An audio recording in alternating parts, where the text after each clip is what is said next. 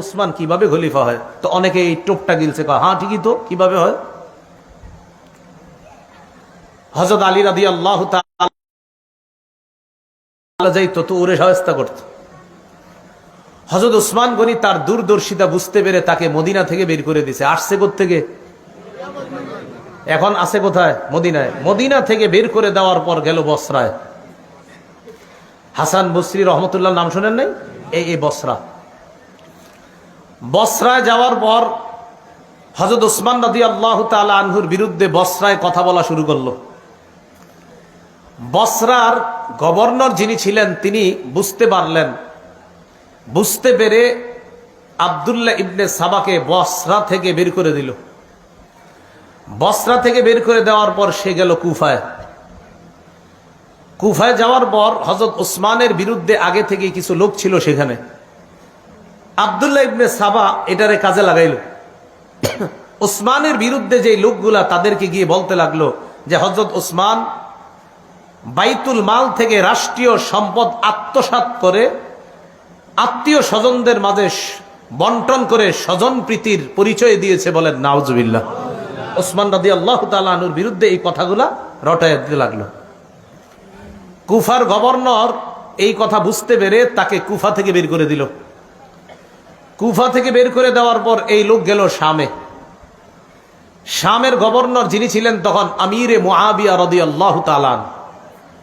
মনে রাখবেন, সারা পৃথিবীতে যারা তীক্ষ্ণ বুদ্ধির অধিকারী শাসক ছিলেন তাদের মাঝে একজন ছিলেন মুআবিয়া রাদিয়াল্লাহু তাআলা। আমিরে মুআবিয়া রাদিয়াল্লাহু তাআলা আনহুর বুদ্ধিমত্তার কারণে ভয়ে সাহসও করে না আব্দুল্লাহ ইবনে সাবা যে কিছু বলবে। সে কিন্তু বড় মুসলমান হিসেবে সবার কাছে পরিচিত, মানে অনেক বড় মুসলমান, দাড়ি লম্বা টুপি সব ঠিক আছে। সাহস করে একদিন রসুলের এক সাহাবী আবু দারদা, তিনি তখন শামে আছে। শামের গভর্নরকে মুআবিয়া। তো আবু দারদা রাদিয়াল্লাহু তাআলা নবীর এক সাহাবী, তিনিও শামে আছেন। তো একদিন সাহস করে আবু দারদা রাদিয়াল্লাহু তাআলা আনহুকে উসমান রাদিয়াল্লাহু তাআলা আনহুর বিরুদ্ধে কিছু কথা বলছে। আবু দারদা তার কথা শুনে কয়, তোমার কথা ইহুদিদের ঘেরান পাওয়া যাইতেছে। তুমি কি ইসলাম প্রচার করো না ইহুদিবাদ প্রচার করো? সত্যি করে বলো। সে ভয় পেয়ে গেছে, আর কোনো কথা বলে না। লম্বা সময় শামে থাইকে আবার আরেকদিন রাসূলের আরেক সাহাবী উবাদা ইবনে সামিত রাদিয়াল্লাহু তাআলা আনহুকে হযরত উসমানের বিরুদ্ধে কথা বলার পর উবাদা ইবনে সামিত কিছু না বইলা হাত ধইরা সোজা আমিরে মুআবিয়ার কাছে নিয়ে গেছে। চলো, তোমারে ভালো মনে হইতেছে না, তুমি ইসলাম প্রচার করো না অন্য কিছু। আমিরে মুআবিয়া তার কথা শুইনা সাথে সাথে বুঝতে পারছে এর উদ্দেশ্য ভালো না। কিন্তু আবার তারে কিছু বলাও সম্ভব না, কারণ তার অলরেডি জনগণ তৈরি হয়ে গেছে অনেক। আবার সে একজন বড় মুসলমান হিসাবে সবার কাছে পরিচিত। এই জন্য মনে রাখবেন, আমাদের দেশে অনেক বেদাতি সহ্য করে ওলামায়ে কেরাম সরাসরি কিছু বলে না কেন? কারণ বললে আপনারাই বলবেন, দেখো এক হুজুর আরেক হুজুরে দেখতে পারে না। আমিরে মুআবিয়া রাদিয়াল্লাহু তাআলা তাকে বের করে দিলেন শাম থেকে, গেল মিশর। মনে আসেনি 6 দেশ? ইয়ামান থেকে আসলো মদিনায়, মদিনা থেকে বসরা, বসরা থেকে কুফা, কুফা থেকে শাম, শাম থেকে মিশর। মিশরে যাওয়ার পর মিশরে গিয়ে দেখলো উসমান রাদিয়াল্লাহু তাআলা আনহুর বিরুদ্ধে মিশরের অনেকগুলা লোক আগে থেকে আছে। মুহররম মাস আসলে যেই সমস্ত উল্টাপাল্টা কাজগুলা হয়, মনে রাখবেন এই উল্টাপাল্টা কাজগুলার সূচনা বেশি হয়েছে মিশর থেকে। মিশরে যাওয়ার পর সে তার মতবাদ ভালোভাবেই প্রচার করতে লাগলো। তার মিশন বাস্তবায়ন করার জন্য সে মিশরকে বেছে নিল। মিশনের জন্য মিশর, মিশর বাস্তবায়নের জন্য মিশর। লম্বা একটা সময় অতিক্রম করলো সেখানে এবং বড় একটা দল তৈরি করে ফেলছে। ততক্ষণ পর্যন্ত মিশরের গভর্নর তার দুর্বিসন্ধি বুঝতে পারে নাই। এক পর্যায়ে যখন বুঝতে পারলো, ততক্ষণে সে তার বিশাল এক জামাত তৈরি করে ফেলছে। মিশরের গভর্নর তাকে মিশর থেকে বের করে দিল। কিন্তু এবার আর সে একা না, লম্বা সময় থাকার কারণে বিশাল বড় এক বাহিনী নিয়ে সে রওনা করলো। আগে থেকে তার কিছু বাহিনী ছিল বসরায় আর কুফায়। 3 জায়গায় মোটামুটি সফল, বসরা, কুফা আর মিশর। এই 3 জায়গা থেকে তার মোটামুটি একটা দল নিয়ে রওনা করলো আবার মদিনায়। মদিনার খলিফাকে উসমান গনি রাদিয়াল্লাহু তাআলা। মদিনায় না ঢুইকা মদিনার আশেপাশেই প্রচার চালাইতে লাগলো। হযরত উসমানের বিরুদ্ধে কয়েকটা কথা বলতে লাগলো। মনে রাখবেন, 1, উসমান স্বজন প্রীতি করে, আওয়াজ দিয়ে বলেন নাউজুবিল্লাহ। 2 নাম্বার, হযরত ওসমান কম বয়সী সাহাবীদেরকে অথবা কম বয়সী যুবকদেরকে বিভিন্ন এলাকার গভর্নর বানায়া দিছে। এটা উসমানের বিরুদ্ধে হুদাই মানে একটা কথা বইলা তো বলতে হবে। দ্বিতীয় অভিযোগ।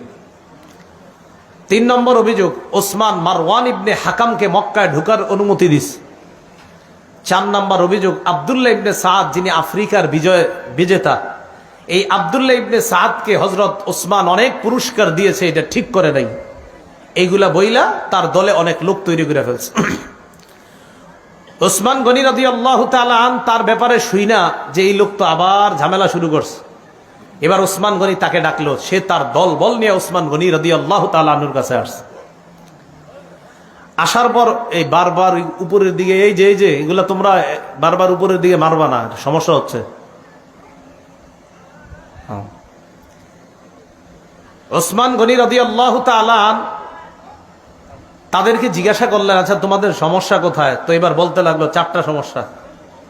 1 নাম্বার, আপনি বাইতুল মাল রাষ্ট্রীয় সম্পদ আপনার আত্মীয় স্বজনদেরকে দিয়ে আপনি স্বজনপ্রীতি করলেন। ওসমান গনি রাদিয়াল্লাহু তাআলা আনহু জবাব দিলেন যে দেখো, আল্লাহ আমার এত সম্পদ দান করছে, আমি এ পর্যন্ত খলিফা হিসাবেও রাষ্ট্রীয় কোষাগার থেকে 1টা টাকাও ভাতা গ্রহণ করি নাই। উল্টা আমার আত্মীয় স্বজনদেরকে দেওয়া দূরের কথা, আমি আমার বেতনটা পর্যন্ত আজও পর্যন্ত রাষ্ট্রীয় কোষাগার থেকে নেই। আমি যা দান করি সব আল্লাহ প্রদত্ত নেয়ামত, আল্লাহ আমার সম্পদ দিছে, আমার সম্পদ থেকে আমি দান করি। 2 নম্বর অভিযোগ, আপনি যুবক কম বয়সী সাহাবীদেরকে, কম বয়সী যুবকদেরকে গভর্নর বানাইছেন। কম বয়সীরা যদি যোগ্য হয় তাদেরকে দায়িত্ব দেওয়ার ইতিহাস তো নবীর যুগে আছে। সুবহানাল্লাহ। কোথায় আছে? আব্দুল্লাহ ইবনে সাবা আর কি জানবো? ওসমান গনি বললেন, রসুলের নাতি উসামা ইবনে যায়েদ রাদিয়াল্লাহু তাআলা, কি নাম? উসামা। এই উসামার বয়স যখন 17, উসামাকে আমির বানায়া বয়স্ক সাহাবীদেরকে তার নেতৃত্বে আল্লাহ রসুল বিভিন্ন যুদ্ধে পাঠানোর ইতিহাস আছে। তাহলে এরকম কম বয়সী একজন সাহাবীকে রসুল আমির বানায়া বয়স্ক সাহাবীদেরকে তার দলে দিয়েছেন। এখান থেকেই বোঝা যায় যে কম বয়সী ব্যক্তি যদি যোগ্য হয়, তার যোগ্যতার তার আসনে তাকে বসানোটা এটা অন্যায় না। আর অভিযোগ থাকলে বলো। 3 নম্বর অভিযোগ, মারওয়ান ইবনুল হাকামকে আপনি মক্কায় ঢোকার অনুমতি কেন দিয়েছেন? রসুল সাল্লাল্লাহু আলাইহি সাল্লামের সাহাবী উসমান গনি বললেন, মারওয়ান ইবনুল হাকাম একজন মুসলমান, আর মুসলমানকে মক্কায় ঢোকার অনুমতি রসুল দিয়েছেন, এখানে আমি বাধা দেওয়ার কে? এই জন্য এটা কোনো অভিযোগই না। 4 নাম্বার, আফ্রিকা বিজয় করেছে যে তাকে আপনি এত পুরস্কার দেওয়া ঠিক করেন নাই। আচ্ছা পুরস্কার বেশি দেওয়া হয়ে গেছে? হ্যাঁ, আচ্ছা ঠিক আছে, পুরস্কার ছিনায় আনলাম, অন্তত তুমি তারপরও বিশৃঙ্খলা করো না। ওসমান গনি রাদিয়াল্লাহু তাআলা উনি ফিতনা পছন্দ করতেন না, উনি ঝগড়া পছন্দ করতেন না। উনি বললেন ঠিক আছে, পুরস্কার ফিরিয়ে আনলাম, তারপরও তুমি বিশৃঙ্খলা করো না। আব্দুল্লাহ ইবনে সাবা, ওই মুনাফিক ইহুদি, সে চিন্তা করলো ঘটনা কি, এর যা কই সবই দিমানে, এটা তো তেমন কিছু করা যায় না। সে আবার তার দলবল নিয়ে চলে গেল মদিনার বাহিরে 3 মঞ্জিল দূরে। আলী রাদিয়াল্লাহু তাআলা আন, তালহা এবং জুবায়ের 3 জন প্রবীণ সাহাবী তাদের কাছে গেল আব্দুল্লাহ ইবনে সাবা। যাওয়ার পরে তাদেরকে বলল, আপনারা থাকতে ওসমান গনি খলিফা হয় কেমনে? আলী রাদিয়াল্লাহু তাআলা সরাসরি বললেন, তোমার মতলব ভালো মনে হচ্ছে না। সে দেখলো না আলী তালহা জুবায়ের তাদের কাছে বেশি চান্স পাওয়া যাবে না। এবার নতুন ষড়যন্ত্র করলো, খুব মন দিয়ে শোনেন। নিজে একটা চিঠি লেখলো আব্দুল্লাহ ইবনে সাবা। এই চিঠির মধ্যে লেখা, মিশরীরা মিশরে যাওয়ার পর তাদেরকে হত্যা করবা, আমিরুল মুমিনিনের পক্ষ থেকে নির্দেশ। আমিরুল মুমিনিন কে? ওসমানের লেখা চিঠিটা না আব্দুল্লাহ ইবনে সাবার লেখা? আব্দুল্লাহ ইবনে সাবা নিজে থেকে একটা চিঠি বানাইছে, বানায় এটা লেখছে। লেখা এবার মিশরীদেরকে দেখাইছে, দেখো তার সাথে কয় দেশের লোক আছে? 3 দেশ, মিশর, বসরা, কুফা। তো মিশরীদেরকে দেখাইছে, দেখো তোমরা মিশরে যাওয়ার পর তোমাদেরকে যেন হত্যা করা হয় এই নির্দেশনা দিয়েছে ওসমান। এই চিঠি দেখাইতে গেছে আলী রাদিয়াল্লাহু তাআলা। হযরত আলী রাদিয়াল্লাহু তাআলা বুদ্ধিমান সাহাবী ছিলেন, বিচক্ষণ সাহাবী। হযরত আলী চিঠি দেখেই বুঝতে পারছে এটা বানানো চিঠি। আর চিঠি দেখার পরে কয়, আচ্ছা ওসমান গনি লেখছে এটা না? হ্যাঁ। ঠিক আছে, তোমরা যাও। মিশরীদেরকে আলাদা করে কুফা আর বসরার যারা, তাদেরকে বলল, আচ্ছা মিশরীদেরকে হত্যা করার নির্দেশনা দিয়েছে ওসমান, এটা কি তোমরা জানো? কুফার আর বসরার হেরা কয়, হ্যাঁ আমরা জানি। হযরত আলী কয়, তোমরা কেমনে জানলা এটা কিভাবে জানলা তোমরা? এখন সবাই চুপ। আসলে তো আমরা কেমনে জানলাম, আমগরে তো এখনো কেউ বলে নাই। হ্যাঁ, আলী বললেন যে মিশরীদেরকে ওসমান গনি হত্যা করতে বলছে, একটা নির্দেশনা আছে জানো? তো ঠাস করে সবাই বল, হ্যাঁ হ্যাঁ জানি জানি। আলী কই কেমনে জানলাম? হযরত আলী বললেন, এর মানে তোমাদের এই 3 গ্রুপেরই প্ল্যান করা একটা চিঠি এটা। তো চিঠিতেও তেমন কোনো কাজ হইল না। আব্দুল্লাহ ইবনে সাবা ইতিমধ্যে তার জনগণ আরো বাড়াইতেছে। হযরত আলী রাদিয়াল্লাহু তাআলা আনহু বুঝতে পারছে অবস্থা বেশি ভালো না। ইতিমধ্যে জিলহজ মাস এসে গেছে। কোন মাস? 35 হিজরির জিলহজ মাস। মদিনার বড় বড় সাহাবায়ে কেরামরা হজ করার জন্য চলে গেলেন মক্কায়। আম্মাজান আয়েশা সিদ্দিকা রাদিয়াল্লাহু তাআলা আনহা তিনিও মক্কায় গেলেন। এদিক দিয়ে মদিনা খালি, অর্থাৎ মদিনায় বড় বড় সাহাবায়ে কেরাম নাই। এই সুযোগটাকে কাজে লাগাইলো আব্দুল্লাহ ইবনে সাবা। হ্যাঁ, আলী রাদিয়াল্লাহু তাআলা আন, তলহা, জুবায়ের রাদিয়াল্লাহু তাআলা আনহুম তারা ছিলেন তখনও মদিনায়। হযরত আলী অবস্থা বেগতিক দেখে চিন্তা করলেন, এই লোক আমারে নিয়ে ষড়যন্ত্র করবে। হযরত আলী তার সন্তানদেরকে, হাসান, হুসাইন, তাদেরকে দায়িত্ব দিলেন একটা। কি দায়িত্ব? আব্দুল্লাহ ইবনে সাবা তার দলবল নিয়ে একদিন জুমার নামাজের সময় হযরত উসমানের বিরুদ্ধে মসজিদে বিদ্রোহ করে বসছে। নাউজুবিল্লাহ। বিশাল বড় একটা জামাত বিদ্রোহ করার কারণে হযরত উসমান ভেঙে বললেন। ওসমান গনি তার হাউসে ঢুকলেন। তার ঘরে ঢুকার পর এই বিদ্রোহী বাহিনী চারদিক থেকে ঘেরাও করে ফেলছে হযরত উসমান গনির বাসা। 22 দিন পর্যন্ত ঘেরাও করে রাখছে। কেউ লিখেছেন 40 দিন। খানা দেয় না, পানি দেয় না। যে উসমান গনির টাকা দিয়ে ক্রয় করা কূপ থেকে পানি মুসলমানরা খায় প্রতিনিয়ত, সেই কূপ থেকেও এক ফোঁটা পানির ব্যবস্থা উসমানের জন্য হয় না। আলী রাদিয়াল্লাহু তাআলা আনহু এই অবস্থা দেখা যুবক সাহাবীদেরকে উসমান গনির বাসা পাহারাদারি করার জন্য পাঠাইয়া দিলেন। এই যুবকদের মাঝে তার 2 কলিজার টুকরা হাসান, হুসাইনকেও পাঠাইছেন। আলী চলে গেলেন মদিনা থেকে বাহিরে। যুবক সাহাবীরা প্রধান ফটক পাহারা দিতেছে। 35 হিজরির 18ই জিলহজটা সারা জীবন মনে রাখবেন। বলেন, 35 হিজরির, কেউ 17ই জিলহজও লেখছে, 17 বা 18 জিলহজ শুক্রবার। এই 35 হিজরির 17ই বা 18ই জিলহজ ওসমান গনি যে বাসায় থাকতেন, ওই বাসার পিছনের সাইড দিয়ে দেয়ালের উপরের ভাগ ভাইঙ্গা বিদ্রোহীরা ঘরে প্রবেশ করছে। সামনে দিয়ে কেন আসতে পারতেছে না? সামনে যুবক সাহাবীরা পাহারা দিচ্ছে। ঘরে প্রবেশ করার পর হযরত উসমান গনি তখন সূরা বাকারা তেলাওয়াত করতেছে। সূরা বাকারার 137 নম্বর আয়াত পড়তেছিলেন। ওই মুহূর্তে একজন পাপিষ্ঠ পিছন দিক থেকে হযরত উসমানের কল্লা বরাবর আঘাত করছে। হযরত উসমানের দেহ থেকে কল্লাটা আলাদা হয়ে রক্ত পড়ে সূরা বাকারার 137 নম্বর আয়াতের উপর রক্তের ছিটা পড়ছে। ওই আয়াতটা হলো ফাসায়াকফিকাহুমুল্লাহ, তাদের বিরুদ্ধে আল্লাহই যথেষ্ট। এই আয়াতের অর্থ ওসমান গনি কোরআন তেলাওয়াতরত অবস্থায় শহীদ হয়ে গেলেন। তার বিবি নায়লা আক্রমণ ঠেকাইতে গিয়েছিলেন, হাতের আঙ্গুলগুলো এবং কবজি সহ হাত থেকে আলাদা হয়ে গেছে। হযরত উসমান গনিকে শহীদ করে দেওয়ার পর এই জায়গাটা মনে রাখবেন, 35 হিজরির 18ই জিলহজ মুসলমানদের একতা নষ্ট হয়ে গেল। আজও পর্যন্ত সেই একতা ফিরে আসে নাই। মনে আসেনি মুসলমানদের উত্থানের কারণ কি? একতা। একতা নষ্ট করবে কি দিয়ে? বুদ্ধি দিয়ে। এই নষ্ট করে ফেললো। হযরত উসমান গনি শহীদ হয়ে যাওয়ার পর মুহূর্তের মধ্যে ছড়ায় গেল উসমান গনি শহীদ হয়ে গেছে। আলোচনা শুরু হয়ে গেল পরবর্তী খলিফা কে হবেন। বিদ্রোহীরা চিন্তা করলো, আব্দুল্লাহ ইবনে সাবা সহ বিদ্রোহীরা চিন্তা করলো যে পরবর্তী খলিফা যদি নগদ কেউ হয়ে যায়, আর এই খলিফা প্রথমেই কি করবে? উসমান হত্যার বিচার করবে। বিচার করলেই তো আমরা মারা পড়ব। এখন আমরা বাধ্য করে হযরত আলীকে খলিফা বানায়া দিলে ভালো হয়। কেন? হযরত আলী হলেন ঠান্ডা মাথার মানুষ। তিনি প্রথমেই বিচার করবেন না, তিনি প্রথমেই খেলাফত সামাল দিবেন, এরপর পরিস্থিতি নিয়ন্ত্রণে এনে হয়তো তিনি বিচার করবেন। আর আলী যদি এই কাজ করতে যায়, অন্যান্য মুসলমান যারা জোশে আছে এখন হযরত উসমান হত্যার, যারা সহ্য করতে পারে নাই, তারা নগদ বলবে না, আগে উসমান হত্যার বিচার হবে, তারপর খেলাফত হবে। কিন্তু হযরত আলী তো ঠান্ডা মানুষ, তার চিন্তা হলো না, আগে খেলাফতটা সামলাইতে হবে, এরপর আস্তে ধীরে বিচার হবে। তো মুনাফিক ইহুদিরা চিন্তা করলো, এই 2 পরিস্থিতির মাঝখানে মুসলমানদেরকে যদি দাঁড় করায় দেই, এটা নতুন আরেকটা ঝগড়া লাগান যাবে। বিদ্রোহীরা আলীর কাছে গেছে, আপনি খলিফা হইতে হবে। হযরত আলী বললেন না। হযরত আলী সরাসরি বলছে, দাউনি ওয়ালতামিসু গায়রি, আমারে ছাড়ো অন্য কাউরে খলিফা বানাও। তারা আলীকে খলিফা বানাবে স্থির করলো। সাহাবায়ে কেরামের কাছে সংবাদ চলে গেল হযরত ওসমান শহীদ। আম্মা জান আয়েশা সিদ্দিকা মক্কা থেকে হজ করে মদিনায় রওনা করছে। প্রতিমধ্যে সংবাদ পেলেন হযরত ওসমান শহীদ হয়ে গেছে। আম্মা জান আয়েশা সিদ্দিকা মদিনায় আসার পরিবর্তে আবার মক্কায় চলে গেলেন। কেন? মক্কায় গিয়ে আম্মা জান আয়েশা সিদ্দিকার একটাই কথা যে ওসমান হত্যার বিচার হবে আগে, এরপর খেলাফত থেকে অধিষ্ঠিত হবে এটা পরে।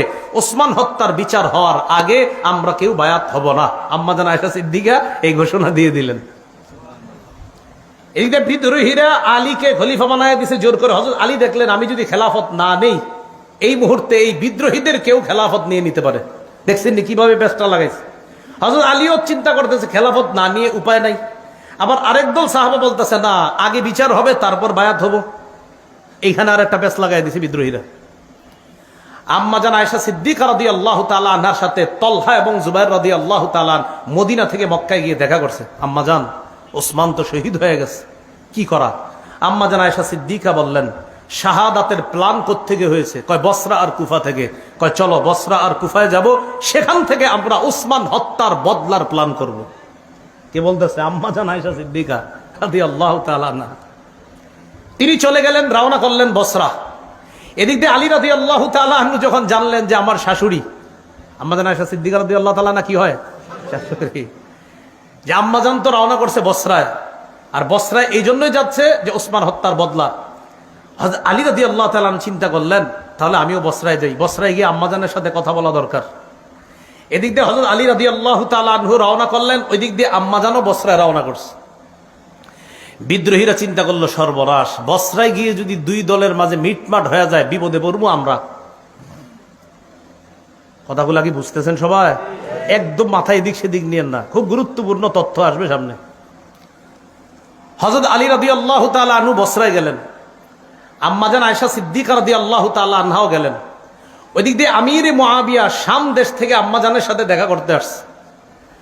আমিরে মুআবিয়া রাদিয়াল্লাহু তাআলা আনহুরও এক দাবি, আগে ওসমান হত্যার বিচার হবে তারপর আমরা বায়াত হব।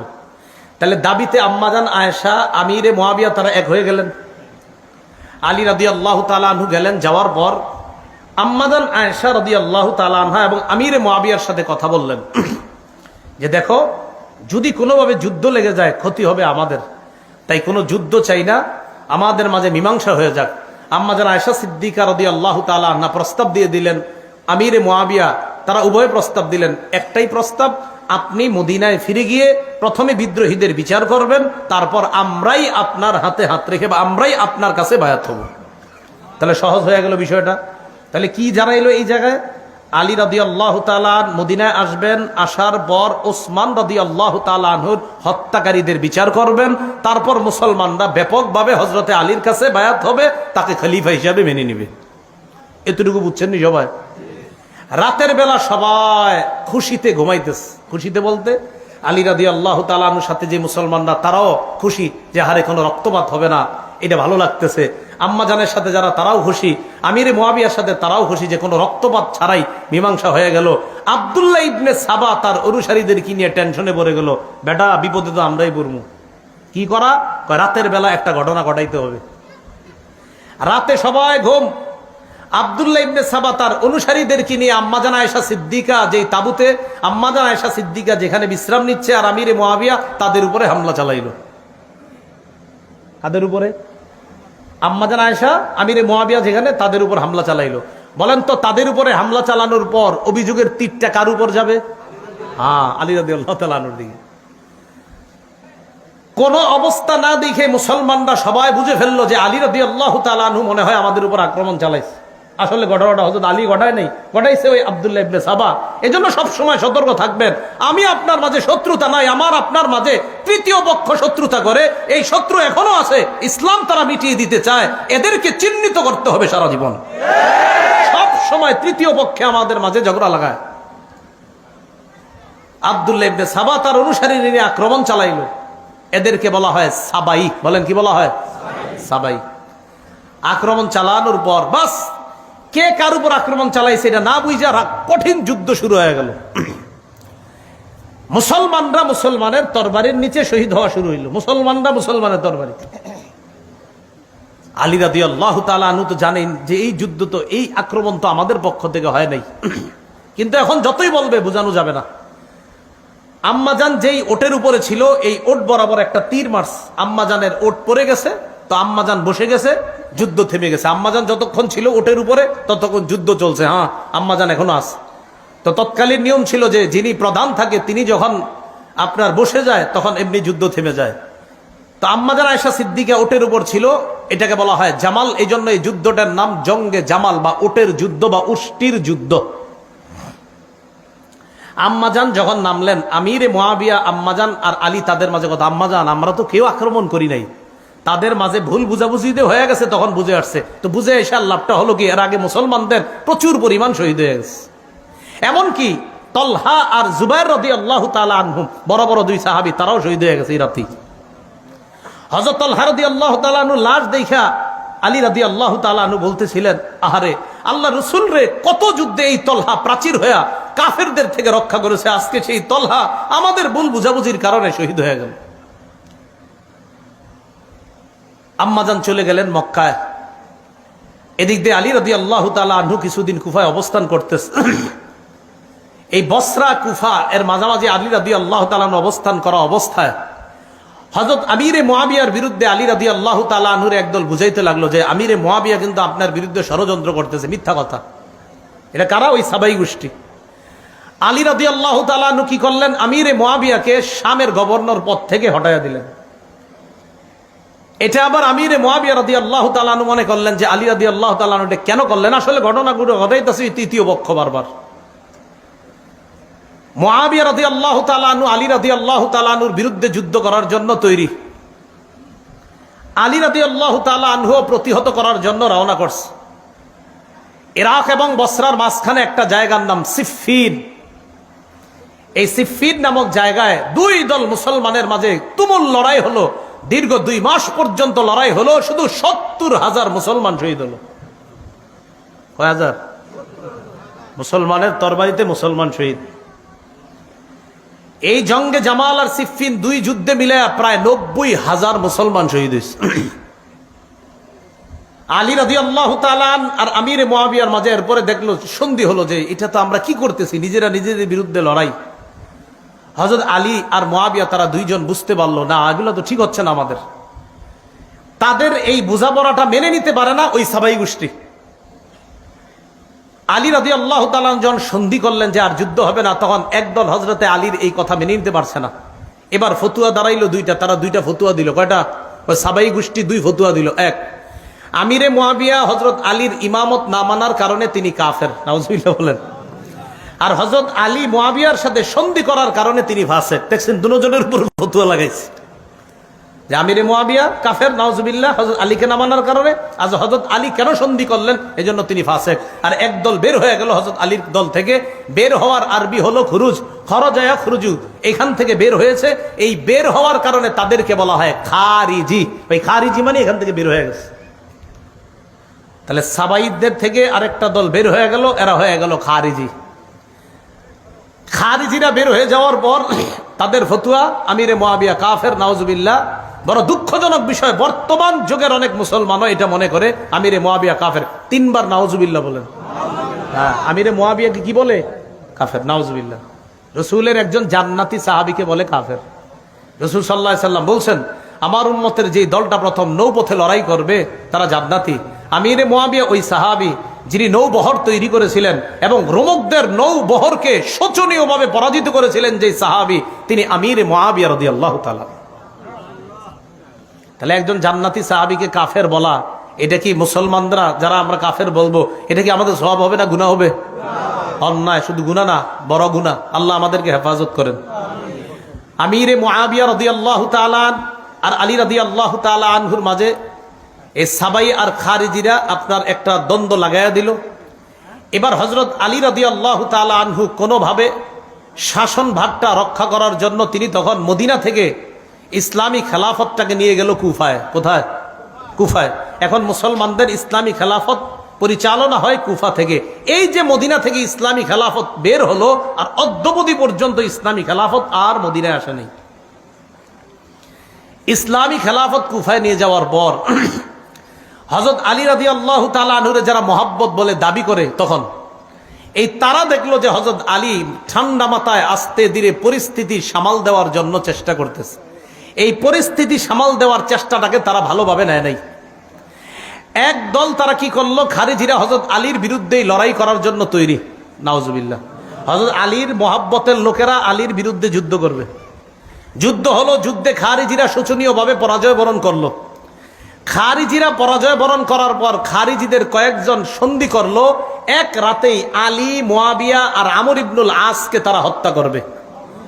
দেখছেন নি, এতদিন যাদেরকে বলতো কাফের, আমিরে মুয়াবিয়ার আলীকে এতদিন আলাদা চোখে দেখতো না, এখন তারা চিন্তা করলো না, আমগো শত্রু আলীও, মুয়াবিয়াও, আমর ইবনুল আস, তিনজন আমগো শত্রু। তারা চিন্তা করলো যে তিনজনকে রাতে হত্যা করতে হবে। 40 হিজরি, কত হিজরি? 40 হিজরির 15ই রমজান ফজরের নামাজ পড়ার জন্য আলী রাদিয়াল্লাহু তাআলা আনহু মসজিদে রওনা করছে। আব্দুর রহমান ইবনে মুলজিম খারিজি নামে এক ব্যক্তি হযরত আলীকে অন্ধকারে পিছন থেকে তরবারির আঘাত করছে। এই আঘাত এতটা কঠোর ছিল যে হযরত আলী এরপর মাত্র 2 দিনের মাথায় 17ই রমজান শাহাদাত বরণ করে। ইন্না লিল্লাহি ওয়া ইন্না ইলাইহি রাজিউন। তাহলে 40 হিজরির 15ই রমজান হযরত আলীকে আঘাত করা হয়, 17ই রমজান তিনি শহীদ হয়ে যান। আমিরে মুয়াবিয়াকে ওই রাতে আঘাত করা হয়েছে, কিন্তু তিনি প্রতিহত করতে পেরেছিলেন, তাকে তেমন ক্ষতি করতে পারে নাই। আমর ইবনুল আস ঘটনাচক্রে ওই রাতে নামাজে না বের হয়ে আরেকজনকে পাঠাইছিলেন। আরেকজনকে পাঠানোর কারণে ওই ব্যক্তি অন্ধকারে মনে করছে এটাই মনে হয় আমর ইবনুল আস, এরে মারছে। তখন আমর ইবনুল আসের পরিবর্তে ওই ব্যক্তি নিহত হয়ে গেছে, শহীদ হয়ে গেছে। তাহলে এক রাতে 3 জনের উপর হামলা চালানো হয়েছে। কেউ বলেন ভিন্ন রাতেই হামলা চালাইছে, হামলায় 2 জন শহীদ। এর মধ্যে হযরত আলী শহীদ হলেন, আমিরে মুয়াবিয়াকে হামলা চালানো হয়েছে, তিনি শহীদ হননি। আমর ইবনুল আস মনে করে আরেকজনকে হামলা চালানো হয়ে গেছে, তিনি শহীদ হয়ে গেছেন।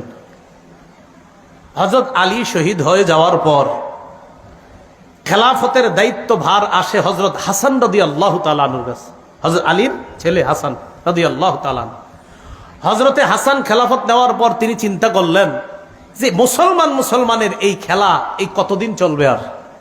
হযরত হাসানের ব্যাপারে আল্লাহ রাসূল বুখারীর বর্ণনা আছে, বলেছিলেন আমার এই নাতি, এভাবে বলছে আমার এই নাতি, আমার এই সন্তান বলছে আমার এই নাতি, এত মহব্বতের, এত আমার এই নাতির মাধ্যমে আমি আশাবাদী আল্লাহ 2টা দলের মধ্যে চলমান বড় ফিতনাকে আল্লাহ রক্ষা রহিত করে দিবেন। রাসূল জীবদ্দশায় বলেছিলেন আমার এই নাতির মাধ্যমে।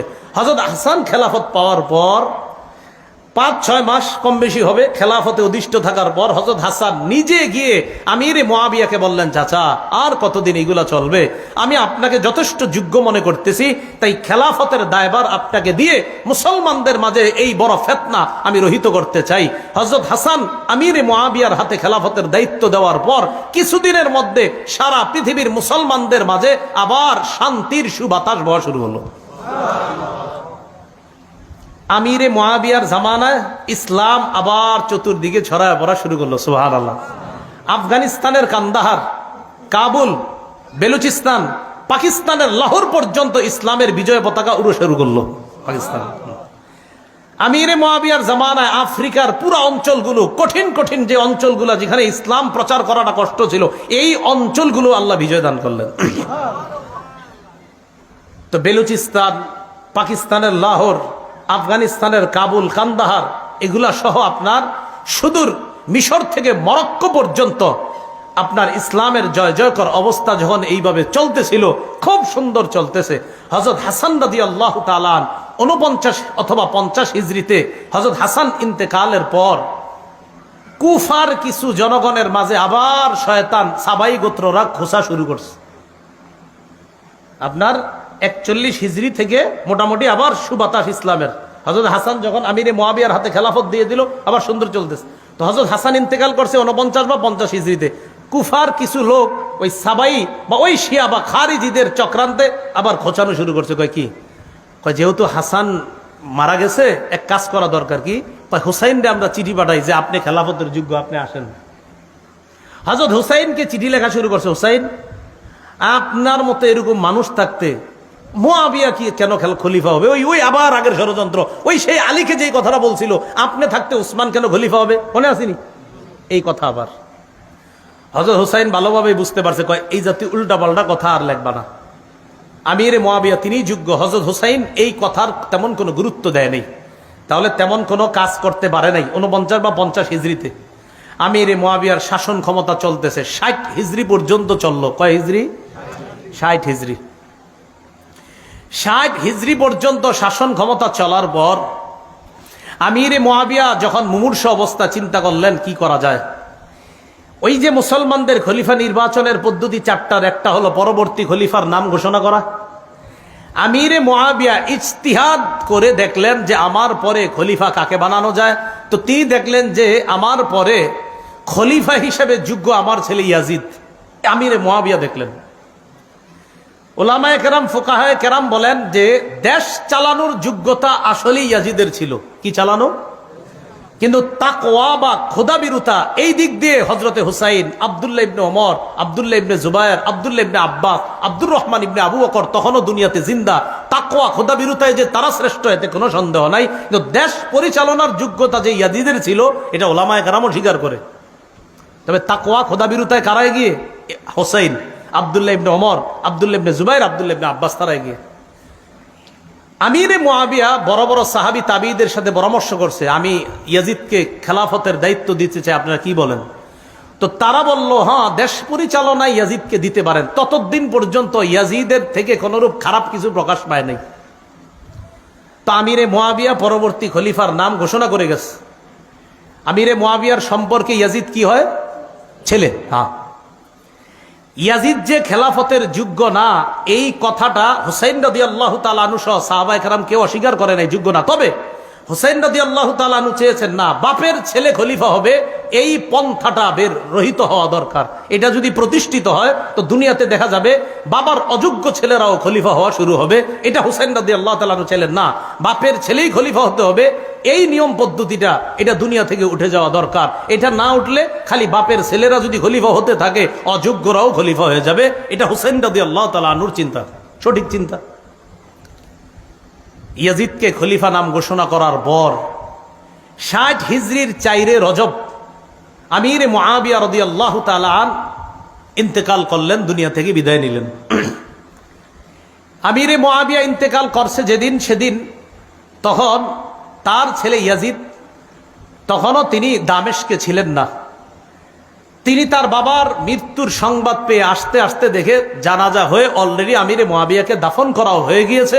বাকি এতটুকু জানছে যে তাকেই খলিফা হিসাবে নাম ঘোষণা করে গেছে।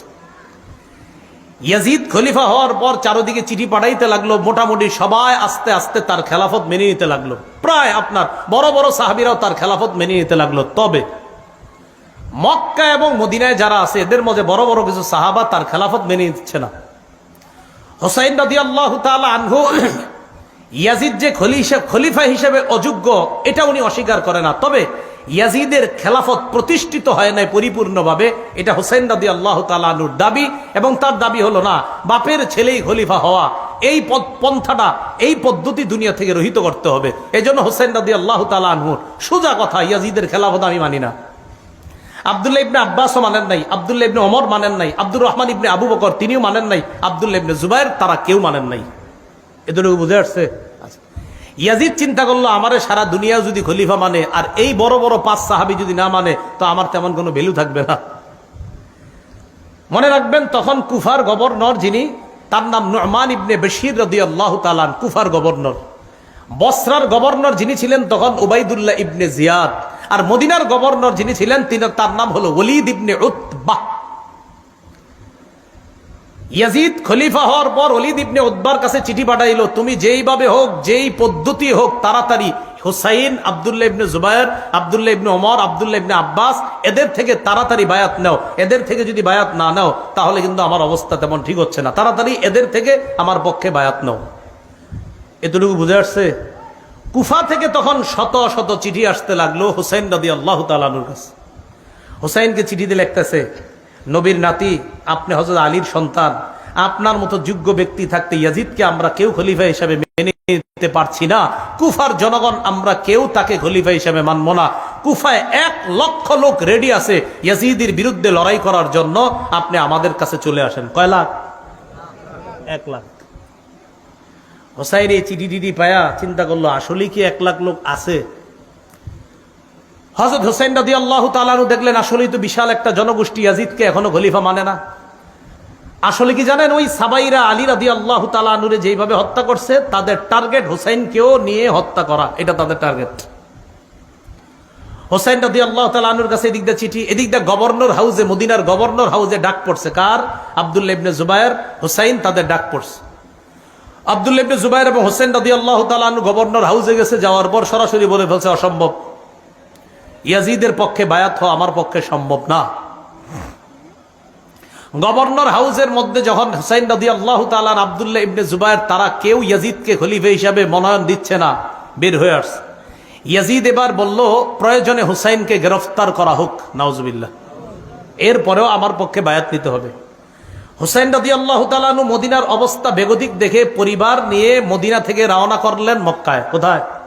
মক্কায়। মক্কায় রওনা করার সময় আব্দুল্লাহ ইবনে আব্বাস, আব্দুল্লাহ ইবনে ওমর তারা বাধা দিলেন, আপনি কই যান? কয় মক্কায় যাই। পরে আব্দুল্লাহ ইবনে ওমর কয় আপনি মক্কায় যাবেন না অন্য কোথাও? কয় না মক্কায়, আপাতত মক্কায় যাই। কয় তারপর? কয় তারপর দেখি। আব্দুল্লাহ ইবনে ওমর কয় আল্লাহর রাস্তে আপনি অন্য কোনো সিদ্ধান্ত নিয়েন না, মক্কায় যান, অন্য কিছু করেন না। আব্দুল্লাহ ইবনে ওমর বড় আলেম ছিলেন, উনি বুঝতে পারছেন যে হযরত হুসাইনকে নিঃসন্দেহে আবার তার বাবার মতো ষড়যন্ত্রের ঝালে ফালানোর চেষ্টা করতেছে। আব্দুল্লাহ ইবনে ওমর বললেন আপনি আল্লাহর রাস্তে মক্কায় যান, অন্য কোথাও যান না। হযরত হুসাইন যে আপনার ওই সাবাই, ওই শিয়াদের ষড়যন্ত্রে আবার পড়তেছে, এটা আব্দুল্লাহ ইবনে ওমর, আব্দুল্লাহ ইবনে আব্বাস বুঝতে পারছেন। আপনারা জানেন আব্দুল্লাহ ইবনে ওমর, আব্দুল্লাহ ইবনে আব্বাস তারা সাহাবীদের মধ্যে বড় বড় সাহাবী ছিলেন। আব্দুল্লাহ ইবনে আব্বাস তো রাইসুল মুফাসসিরিন, মুফাসসিরদের সম্রাট। আব্দুল্লাহ ইবনে ওমর হুসাইনকে জড়াইয়া ধরে লম্বা সময় কাঁদছে, কেঁদে কেঁদে বললেন, কি বলছে দেখেন, ও শহীদ, আপনি মক্কায় যায়েন না। কি বলছে? হ্যাঁ, এটা বলছে। হযরত হুসাইনকে বলতেছে ও শহীদ, আপনি মক্কায় যায়েন না। শহীদ বলে নাই হুসাইন, বলছে ও শহীদ মক্কায়। মানে হযরত আব্দুল্লাহ ইবনে ওমর বুঝতেই পারছে আপনি নির্ঘাত শাহাদাতের দিকে আগাচ্ছেন। হযরত হুসাইন রাদিয়াল্লাহু তাআলা আনহু বিদায় নিলেন আব্দুল্লাহ ইবনে ওমরের কাছ থেকে। আব্দুল্লাহ ইবনে আব্বাস বলছে কোথায় যান? কয় আপাতত মক্কায়। কয় আপনার অন্য কোনো উদ্দেশ্য আছে? কয় সেখানে গিয়ে সিদ্ধান্ত নিব। আসলে হযরত হুসাইন মনে মনে মোটামুটি সিদ্ধান্ত যে কুফাবাসীর যেহেতু চিঠি আসতেছে, দেখি কুফায় যাওয়া যায় কিনা। রওনা করলেন মক্কায় পরিবার নিয়ে। মক্কায় যাওয়ার পর আব্দুল্লাহ ইবনে ওমর রাদিয়াল্লাহু তাআলা আনহু, বড় বড় সাহাবী যারা, তারা বাধা দেওয়ার পরও তিনি মক্কায় গেলেন। ইতিমধ্যে আব্দুল্লাহ ইবনে আব্বাস, আব্দুল্লাহ ইবনে ওমর, আব্দুল্লাহ ইবনে জুবায়ের তারা ইয়াজিদের খেলাফতকে মেনে নিয়েছে। কথা বুঝছেন নি? আব্দুল্লাহ ইবনে আব্বাসও মেনে নিয়েছে, আব্দুল্লাহ ইবনে ওমরও মেনে নিয়েছে। তারা মেনে নিয়েছে কেন? তারা বললেন বিশাল বড় কোনো রক্তক্ষয়ী যুদ্ধের আশঙ্কা থেকে হেফাজতের জন্য আমরা ইয়াজিদের খেলাফত মেনে নিলাম। এরা খেলাফত মেনে নেওয়ার পর হুসাইন রাদিয়াল্লাহু তাআলা আনহু যখন মক্কায় গেলেন, মক্কায় আরো চিঠি আসতে থাকলো, প্রচুর চিঠি। চিঠিতে শুধু একই কথা, আপনি আসেন কুফায়। এক পর্যায়ে কুফার অবস্থা যাচাই করার জন্য হুসাইন তার চাচাতো ভাই মুসলিম ইবনে আকিলকে পাঠাইছে কুফায়। তুমি যাও কুফার অবস্থা যাচাই করে আমারে জানাইবা। মুসলিম ইবনে আকিল কুফায় যাওয়ার আগেই, কুফার গভর্নরের নাম ছিল নোমান ইবনে বশির, মনে রাখবেন। ইয়াজিদ চিন্তা করলো নোমান ইবনে বাশিরকে যদি কুফার গভর্নর রাখি তাহলে ওনার দ্বারা তেমন কাজ হবে না। তেমন কাজ মানে অর্থাৎ ওনার দ্বারা হযরত হুসাইনের বিরুদ্ধে তেমন কাজ নেওয়া যাবে না, কারণ উনি নরম সাহাবী। ইয়াজিদ কি করলো, বসরার গভর্নর উবাইদুল্লাহ ইবনে জিয়াদকে কুফার গভর্নরও বানায়া দিল, মানে দুই এলাকার গভর্নর একজনে বানায়া দিল। উবাইদুল্লাহ ইবনে জিয়াদ একটু শক্ত টাইপের মানুষ ছিল, স্বৈরচারী আচরণ তার মাঝে আগে থেকে ছিল। উবাইদুল্লাহ ইবনে জিয়াদ কুফায় এসে বলল উবাইদুল্লাহ ইবনে জিয়াদ। এদিক দিয়ে মুসলিম ইবনে আকিল কুফায় যাওয়ার পর দেখলো কুফার জনগণ আসলেই হযরত হুসাইনকে চায়। 12,000 মানুষ মুসলিম ইবনে আকিলের হাতে বায়াত হলো হযরত হুসাইনের পক্ষে। মুসলিম ইবনে আকিল যার বাসায় আশ্রয় নিয়েছে তার নাম হানি ইবনে উরওয়া। বলেন কি নাম? উরওয়া। এদিক দিয়ে উবাইদুল্লাহ ইবনে জিয়াদের কাছে সংবাদ আসছে যে হুসাইনের পক্ষে এক ব্যক্তি বায়াত নিচ্ছে, সে নাকি হানি ইবনে উরওয়ার ঘরের মধ্যে আছে। এই হানি ইবনে উরওয়ার ঘরে গিয়ে হানি ইবনে উরওয়াকে অ্যারেস্ট করে বন্দী করে নিয়ে আসছে। হানি ইবনে উরওয়াকে বন্দী করার পর মুসলিম ইবনে আকিল 4000-এর একটা বাহিনী নিছে হানি ইবনে উরওয়াকে ছুটিয়ে আনার জন্য, মানে জেলখানা থেকে বন্দী করে আনবে। জেলখানা থেকে বন্দী করে যখন আনার জন্য গেছে, যে যাওয়ার পর 4000 ওই মানুষ যাদেরকে নিয়ে গেছে এদের মা বোন ভাইয়েরা আইসা এদেরকে বুঝাইতে লাগলো, এই তোরা থাকিস না, এখান থেকে চল, যে যার যার মতো চল। এই কথা বইলা যখন নিয়ে গেছে, হযরত মুসলিম ইবনে আকিল পিছনে তাকায় দেখে আর আছে 60 জন। কয়জন ছিল? কয় হাজার আছে? কয়জন? একটু পরে দেখে 50 জন, একটু পরে দেখে 30 জন আছে, একটু পরে দেখে উনি ছাড়া আর কেউ নাই। এই যে জি, ইহাকেই শিয়া বলা হয়। ইহাকে কি বলা হয়? হ্যাঁ, খুব ধূর্ত। মুসলিম ইবনে আকিল একা একা রাস্তায় পথ চলতেছে, কই যাবে কি করবে কিচ্ছু বুঝতেছে না। হঠাৎ এক বাসার সামনে গিয়ে দেখে এক মুরব্বী মহিলা, তার নাম লেখছে অনেকে তোয়াওয়াহ, তোয়াওয়াহ কেউ লেখছে, আর অন্য নামও লেখছে। এই মুরব্বী মহিলা কয়, কে তুমি? তো উনি বললেন, দেখেন আমি অপরিচিত একজন, এই শহরে আমি অপরিচিত, আমি জানি না কোথায় থাকবো, আমার প্রতি একটু দয়া করবেন। আমি হযরত হুসেন রাদিয়াল্লাহু তাআলা আনহুর একজন দূত হিসাবে আসছিলাম, আমার একটু আশ্রয় দেন। তিনি তাকে ঘরে আশ্রয় দিলেন। তার ছেলে আবার বাহির থেকে আইসা জানতে পারছে আমাদের ঘরে একজন মেহমান আছে, দেখে কি আম্মা আপনার ওই চুপে চুপে ওই মেহমানকে খানা পৌঁছায়, পানি পৌঁছায়। ছেলে সন্দেহ করলো আম্মা কাকে খানা দেন। এক পর্যায়ে বলতে বাধ্য হয়েছে যে এক ব্যক্তি আমগো ঘরে আশ্রয় নিছে। গিয়ে দেখে এই সেই ব্যক্তি, তার নাম মুসলিম ইবনে আকিল, যাকে গ্রেফতারি পরোয়ানা পুরা কুফার মধ্যে চলতেছে। ওবায়দুল্লাহ ইবনে জিয়াদকে জানায়া দিল। জানায়া দেওয়ার পর মুসলিম ইবনে আকিলকে অ্যারেস্ট করছে। মুসলিম ইবনে আকিলের অ্যারেস্ট করার লম্বা হিস্ট্রি আছে, সেদিকে যাব না। গভর্নর হাউসের ছাদের উপর উঠায়া সেখান থেকে নিচে ভালায়া মুসলিম ইবনে আকিলকে হত্যা করছে। মুসলিম ইবনে আকিলকে হত্যা করার আগে আশআস নামে এক ব্যক্তিকে মুসলিম ইবনে আকিল কানে কানে বলছে, আহারে নবীর নাতি হুসাইনকে আমি চিঠি পাঠিয়ে দিছি কুফায় আসার জন্য, যদি পারেন মেহেরবানি করে আপনি তাড়াতাড়ি খবর পাঠান নবীর নাতি হুসাইন যেন কুফায় না আসে। খবর কিন্তু পাঠাই দিছে কুফায় আসতে, এবার আবার বলছে খবর পাঠাইয়া দিয়ে বলেন যেন না আসে। ইতিমধ্যে হুসাইন রাদিয়াল্লাহু তাআলা আনহু মুসলিম ইবনে আকিলের চিঠি পায়া রওনা করে ফেলছে। রওনা করার সময় পদে পদে সাহাবায়ে কেরাম বাধা দিচ্ছে, আপনি কুফায় যায়েন না, নিরাপদ মনে হচ্ছে না। কয় কুফার জনগণ তো প্রস্তুত। কয় আমরা বিশ্বাস করি না, আপনার বাবার সাথে এরা গাদ্দারি করছে, আপনার সাথে গাদ্দারি করবে বলেই আমাদের বিশ্বাস। হুসাইন রাদিয়াল্লাহু তাআলা আনহু রওনা করলেন। প্রশ্ন জাগে, কেন রওনা করলেন? এর উত্তর হলো, হযরত হুসাইন রাদিয়াল্লাহু তাআলা আনহুর চিন্তা হলো যে আমি যদি এই মুহূর্তে কুফায় না যাই, এটা হবে একটা হাজার হাজার মানুষ আসলেই যদি ইয়াজিদের খেলাফত মেনে না থাকে তাহলে কি করা।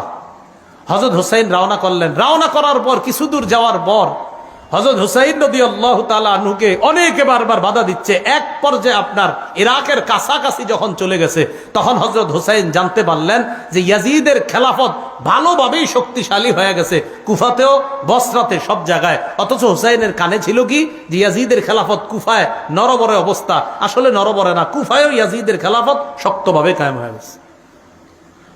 হুসাইন রাদিয়াল্লাহু তাআলা আনহু যখন গেলেন, ওবায়দুল্লাহ ইবনে জিয়াদ একটা বাহিনীকে পাঠিয়ে দিল, যেই বাহিনীর প্রধানের নাম হলো ওমর ইবনে সাদ। বলেন কি নাম?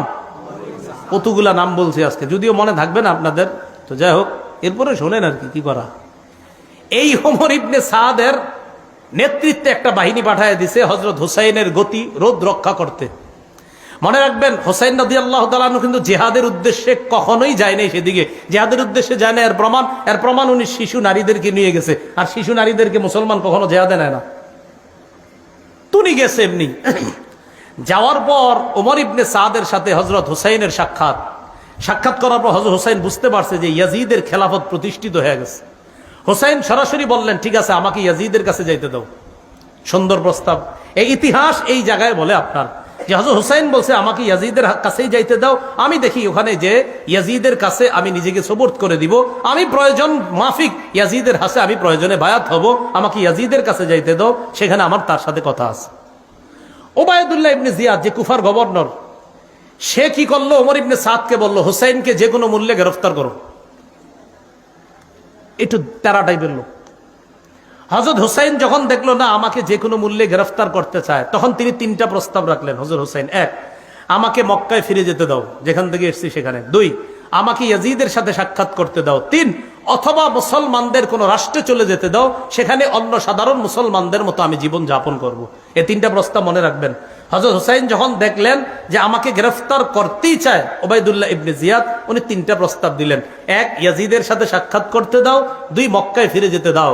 3, ইসলামী রাষ্ট্রের কোনো সীমানায় পৌঁছায় দাও, আমি সাধারণ মুসলমানদের মতো জীবনযাপন করব। এই কথা শোনার পর ওবায়দুল্লাহ ইবনে জিয়াদ তার যে বাহিনী পাঠাইছে, ওই বাহিনীর মধ্যে প্রধান ছিল ওমর ইবনে সাদ, আরেকজনের নাম ছিল শিমার। কি নাম? শিমার। এই ওমর ইবনে সাদ এবং শিমার, আরো কয়েকজন ছিল বড় বড়। শিমার ওবায়দুল্লাহ ইবনে জিয়াদকে বুঝাইলো, কয় দেখেন শিকার হাতে পেয়ে এইভাবে হাতছাড়া করাটা ঠিক হবে না। ওবায়দুল্লাহ ইবনে জিয়াদও একটু নরম হয়েছিল, হ্যাঁ ঠিক আছে, যেহেতু রক্ত যুদ্ধ হবে না, তো রক্ত যদি না হয়, রক্ত যদি জমিনে না পড়ে, এটা তো ভালো কথা। হুসাইন যদি এমনি বায়াত হয়ে যায় তাহলে এটা খারাপ কথা না, সমস্যা কি, হোক, ঠিক আছে, তাহলে তাকে ইয়াজিদের কাছে যাইতে দেই। শিমার বলল, আরে আপনি কি করতেছেন, এই শিকার যেটা পাইছেন এটা আর কখনো পাবেন না, হাত ছাড়া কইরেন না। ওবায়দুল্লাহ ইবনে জিয়াদ কয়, হ্যাঁ ঠিক আছে, তাই তো, তাহলে গ্রেফতার করো। হযরত হুসাইন রাদিয়াল্লাহু তাআলা 9 মুহররম কুফা থেকে আপনার শামে অর্থাৎ দামেস্কের যেখানে ইয়াজিদ আছে সেখানে যাইতে প্রায় 900 কিলোমিটারের উপরে। কয়শো কিলো? সেখানে যাইতে আপনার প্রায় 18-19 দিন লাগবে। সেখানে মাত্র 5 দিন রাস্তা অতিক্রম করার পর প্রায় 45 অথবা 72.5 কিলোমিটার রাস্তা, 45 মাইল 72.5 কিলো আর কি, মাইল আর কিলো তো আপনারা জানেন পার্থক্য আছে। 45 মাইল 72.5 কিলোমিটার অতিক্রম করার পর 10 মুহররম কারবালার প্রান্তরে গিয়ে উপস্থিত হয়, অথবা 9 মুহররম রাতের আগেই সেখানে উপস্থিত হয়। উপস্থিত হওয়ার পর ওমর ইবনে সাদের নেতৃত্বে সেখানে তাদের দলবল রেডি। হযরত হুসাইনের সাথে মাত্র 72 জন। হুসাইন রাদিয়াল্লাহু তাআলা আনহু বুঝতে পারলেন যে আমাকে কোনোভাবে ইয়াজিদের কাছে আর যেতে দেওয়া হবে না। 10 মুহররম সকালবেলা ফজরের নামাজ, এই নামাজে ওমর ইবনে সাদ তার নেতৃত্বে দলবল নিয়ে উপস্থিত ফজরের নামাজ পড়লো। কোন কোন বর্ণনাকারী ঐতিহাসিকরা লেখছে এরাও হযরত হুসাইনের ইমামতিতে ফজর পড়ছে। হুসাইন ইমামতি করছে, ওই বিরোধী দলও তারা হযরত হুসাইনের ইমামতিতে নামাজ পড়ছে। কারবালার প্রান্তরে ফজরের নামাজের পর যুদ্ধের ঘোষণা হলো। এর আগের দিনের রাতের ব্যাপারে ঐতিহাসিকগণ কিছু কথা লেখছে। হযরত হুসাইন তাঁবুর মধ্যে ঘুমায় আস, কিছু স্বপ্ন দেখছে, তার বোন পাশে ছিল। স্বপ্ন দেখার পর হঠাৎ উঠে উঠছে, বোন জিজ্ঞাসা করছে, ভাইজান কি হয়েছে? হযরত হুসাইন বললেন, কিছু না। আবার বলছে, কি হয়েছে? তো বললেন, অচিরে আমি আমার নানার সাথে সাক্ষাৎ করব, অচিরে আমি আমার নানার সাথে সাক্ষাৎ করবো, ইত্যাদি আরো অনেক স্বপ্নের কথা লেখছে। বোন কান্না শুরু করছে। হুসাইন বললেন, সাবধান, আমি ইন্তেকালের পর তোমরা আমারে নিয়ে মাতম করবা না। কি করবা না? বলেন জোরে, কি করবা না? কি করতেছেন? হযরত হুসাইন বলতেছে, সাবধান, আমি ইন্তেকালের পর এই সমস্ত কিছু করবা না। বোন রে বলতেছে হুসাইন। তো হুসাইনের অনুসরণ দাবি কইরা, হযরত হুসাইনের অনুসরণ যদি করেন যে আমরা তার আশেক দাবি করে উল্টা পাল্টা যদি তাকে কেন্দ্র করে আমরা করি, এটা হযরতে হুসাইনের প্রতি মোহাব্বত হবে না, এটা বরং ওই সাবাই গোত্র যেই মিশন বাস্তবায়ন করতে চেয়েছে ওই মিশন বাস্তবায়নের একটা প্রতিফলন এই যুগেও ঘটে। যারা হুসাইনকে কেন্দ্র করে নিজেদের শরীর রক্তাক্ত করে, শরীরের উপর জুলুম করে, এটা হুসাইনের মোহাব্বত পরিচয় না, বরং ওই সাবাই গোত্রের মোহাব্বতের পরিচয়। যারা চাইছে মুসলমান উল্টা পাল্টা করতে থাক, নিজের বোনরে বলছে, সাবধান, কান্নাকাটি করবা না। আপন বোনরে বলে দিচ্ছে, এগুলো করবা না, আমার ইন্তেকালের পর উল্টা পাল্টা কিছু করবা না। একদম স্পষ্ট আল বিদায় আর নেহার বর্ণনা। 10 মুহররম কারবালার প্রান্তরে লড়াই শুরু। লড়াইয়ে আপনার নু'মান ইবনে বশীর রাদিয়াল্লাহু তাআলা আনহু সেখানে এসেছিলেন। না, নু'মান ইবনে বশীর না, আপনার ওই প্রান্তরের মধ্যে হুর ইবনে জিয়াদ তিনিও এসেছিলেন। এই হুর ইবনে জিয়াদ যখন দেখলেন নবীর নাতির বিরুদ্ধে আমরা অস্ত্র উঠেই দিয়েছি, অনেক মায়া লেগে গেছে, তিনি জোরে একটা চিৎকার দিলেন, এই তোমরা কার বিরুদ্ধে লড়াই করতেছো? এ তো মুহাম্মদ সাল্লাল্লাহু আলাইহি সাল্লামের নাতি। উনি তার দল ছেড়ে হযরত হুসাইনের দলে যোগ দিছে কয়েকজন নিয়ে। তো তিনিও লড়াই করতে করতে শহীদ হয়ে গেছে। হযরত হুসাইনের সাথে যারা ছিল আস্তে আস্তে সবাই শহীদ হয়ে গেছে। হযরত হুসাইনের সন্তান আব্দুল্লাহ, আরে নাবালেগ শিশু বাচ্চা, এই বাচ্চাটাকে শহীদ করে দেওয়া হয়েছে। হযরত হুসাইন একা কারবালার প্রান্তরে। কারবালায় হযরত হুসাইন যখন একা, বিপরীত পক্ষ সৈন্য যারা, তাদের মাঝে কেউ সাহস করতেছে না হযরত হুসাইনকে হত্যা করার জন্য। হযরত হুসাইনের ব্যাপারে ঐতিহাসিকগণ লেখছেন, উনি যখন একা লড়াই করতেছিলেন মনে হচ্ছিল যেন হাজারো যোদ্ধার শক্তি নিয়ে লড়াই করতেছিলেন একা। তো এক পর্যায়ে উনি নিস্তেজ হয়ে এক জায়গায় বসা, কেউ তার উপরে তরবারি উঠানোর জন্য সাহস করতেছে না, কারণ প্রত্যেকের চিন্তা যে আমার তরবারি দ্বারা যেন নবীর নাতির শহীদ না হয়। প্রত্যেকের যে না, ও মা, আমার তরবারি যেন নবীর নাতির উপরে না পড়ে, প্রত্যেকে এই ভয় পাইতেছে যে না আমি না। আরেকজন কয় আরে তুমি করো, প্রত্যেকে বলতেছে না অন্যজন। সীমার চিন্তা করে দেখলো ঘটনা কি, কেউ হত্যা করতেছে না কেন। হঠাৎ বললো আচ্ছা তোমরা দুশ্মনের উপর অস্ত্র চালাচ্ছ না কেন। সীমারের এই কথা শুই না, আরেকজনের নাম সিনান। এই সীমারের কথায় সিনান, কেউ কেউ আরেকজনের নাম লেখছে আপনার। তারা দুইজনে মিলে, একজন অস্ত্রের আঘাত করছে, আরেকজন বর্ষার আঘাত করে হযরত হুসাইনের দেহ থেকে, কল্লা থেকে মস্তক আলাদা করে দিচ্ছে কারবালার প্রান্তরে। হযরত হুসাইন রাদিয়াল্লাহু তাআলা আনহু শহীদ হয়ে গেলেন কারবালার প্রান্তরে।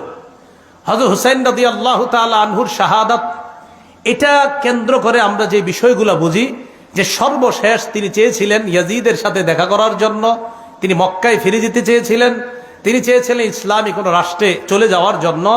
এই জায়গায় খলনায়ক হিসেবে যাদেরকে দাঁড় করানো যায়, উল্লেখযোগ্য একজন উবাইদুল্লাহ ইবনে জিয়াদ, সীমার, সিনান, তাদেরকেও দাঁড় করানো যায়। আর ইয়াজিদের সেই ঘোষণা যে উবাইদুল্লাহ ইবনে জিয়াদকে বলেছিল যে শোনো, আমার বিরোধিতা যেই করবে তাকে অ্যারেস্ট করবা, তাকে গ্রেফতার করবা, যাকেই আমার বিরুদ্ধে বাবা তাকে অ্যারেস্ট করবা। এই ঘোষণাটাও এটা সঠিক ঘোষণা ছিল না। উবাইদুল্লাহ ইবনে জিয়াদের যে ঘোষণা যে হুসাইনকে কোনোভাবেই ইয়াজিদের কাছে পৌঁছতে দেওয়া যাবে না, এটাও ছিল অনেক বড় অন্যায়। এইভাবে আপনার মুসলমানদের এই যে রক্তে রঞ্জিত হওয়ার খেলা, সেই খেলা যে শুরু হলো, মুসলমানদের এই ইতিহাস ঐতিহ্য নষ্ট করার পিছনে মূল কারণটা কি? আমরা যে কারণটা জানলাম সেটা হলো খেলাফত ব্যবস্থাটা ধ্বংস করা। আর খেলাফত ব্যবস্থা ধ্বংস করলো কিভাবে? দেখলো মুসলমানদের একতা। এই একতা নষ্ট যারা করলো, ওই তারাই মুসলমানদের হাতে মুসলমানদের রক্ত রঞ্জিত হওয়ার ইতিহাসটা রচনা করছে। মুসলমান কখনো মুসলমানকে অস্ত্র চালাইতো না, ওই সাবাইরা এটা শুরু করলো। এইভাবে আস্তে আস্তে আপনার স্পেন শাসন করলো 800 বছর। এই স্পেনও শাসন 800 বছর করার পর মুসলমানরা এক ষড়যন্ত্রের শিকার হয়ে স্পেন হাতছাড়া করলো। ভারত উপমহাদেশ প্রায় 400 বছর শাসন করলো, এখানেও মুসলমান ষড়যন্ত্রের শিকার হলো। মূল কথা মনে রাখবেন, মুসলমান ঐক্যবদ্ধ জাতি হিসাবে থাকতে হবে। তৃতীয় পক্ষের ষড়যন্ত্রে মুসলমান যখনই কান দিবে, তখন মুসলমান বিপদে পড়বে। মুসলমানদের একতা নষ্ট হয়ে গেলে তখন এই মুসলমানদের বিজয়ের পরিবর্তে পরাজয়ের গালি গ্রহণ করতে হবে। এই জন্য আমরা সবাই আজকের ইতিহাস থেকে যে বিষয়টা জানলাম, সবচেয়ে বেশি জরুরি এখন আমাদের একতা। কি দরকার বলেন তো? একতা। তো একতা হবে কিভাবে? আমার পাশে আরেক হুজুরে বয়া দেন, উনি আমার বিরুদ্ধে কয়, আমি ওনার বিরুদ্ধে কই, তো লাভ কি? এমনি আর একতা হবে কিভাবে? আল্লাহ আমাদের সকলকে, প্রাথমিক কথাগুলো কারবালার ইতিহাস তো অনেক শুনছেন, এটার চেয়ে বেশি মনে রাখবেন যে আমাদেরকে শেষ করে দিল কবে থেকে, ওই জায়গাগুলো মনে রাখবেন। যে আমাদের তো উত্থান সুন্দর ছিল, মনে থাকবেনি কত হিজরিতে? 1835 হিজরির 18ই জিলহজ বা 17ই জিলহজ হযরত উসমানকে শাহাদাতের মাধ্যমে মুসলমানদের যে একতা নষ্ট হয়েছিল, ওই একতাটা আজও পর্যন্ত ফিরে আসে নাই। আমরা আল্লাহর কাছে দোয়া করব যে মুসলমান সারা পৃথিবীর যারা, আমরা ঐক্যবদ্ধ জাতি হিসাবে থাকার চেষ্টা করব। আল্লাহ পাক রব্বুল আলামিন আমাদের সকলকে আজকে যে কথাগুলো জানলাম, একতা যেন আমরা অর্জন করতে পারি, আল্লাহ তৌফিক দান করেন। আমিন। ওয়া আখিরু দাওয়ানা আলহামদুলিল্লাহি রাব্বিল আলামিন।